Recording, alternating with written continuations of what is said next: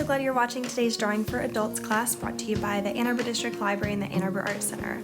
Today we're going to be drawing, or painting rather, these watercolor bookmarks. So I hope that you have some watercolor paints on hand and watercolor paper so that you're able to get the most out of today's class. So this is an example here of a set of 3 bookmarks that I made using this technique I'm going to show you today. Even though I'm going to be walking you through this digitally, this is an example of what this would look like in on real, actual physical paper. So we're going to go ahead and get started. So this is really probably a little bit large, to be honest, of what we're going to be doing.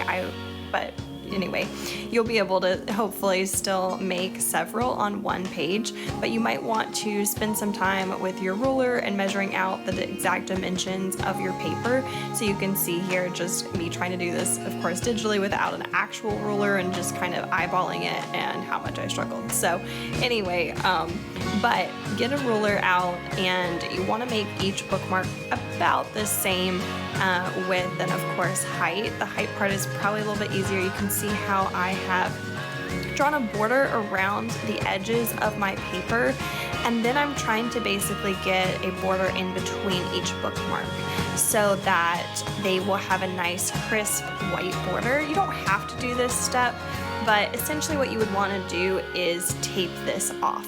So I'm actually going to make it look like it's masking tape or something here with this colored ink, and use that instead of obviously applying tape on my iPad. And then what I'm going to do is I'm going to go ahead and apply my watercolor paint. So I'm going to start by just painting the sky blue and the grass green. Now, you don't have to do it this way. It's just a fun way for you to go ahead and start applying one layer of color.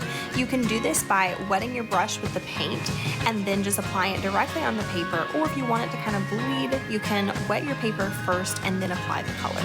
Now, you can see what I'm doing now is going through each panel, each little bookmark, and I'm starting to add in a layer of another color. So you might want to let that first layer fully dry before you come in with this. But the idea here is that each bookmark will kind of have its own little painting, even though we spread that blue initially and that green across our entire paper. What's great about this taping out thing is that you can just easily take your brush and sweep it across your entire page and apply the same color on every single bookmark, and then later of course you'll take the tape off and you'll have each individual one.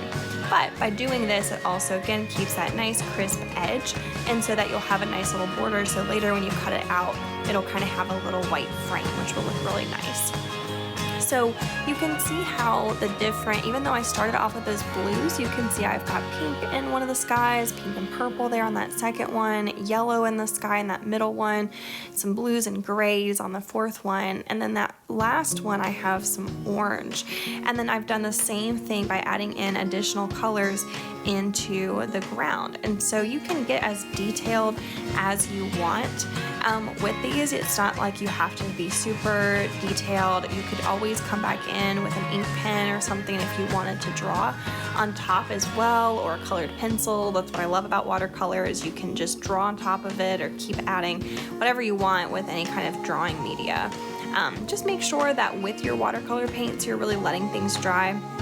I will say painting with watercolor digitally is not the same, so I'm really glad that I have the example here of the ones that I did with actual paint and water with my paintbrush here for your reference. I think it's just helpful for you to see how it would look with lots of layers of actual watercolor paint. So anyway, I hope you've enjoyed today's video and that you're able to make some fun functional art for your favorite book.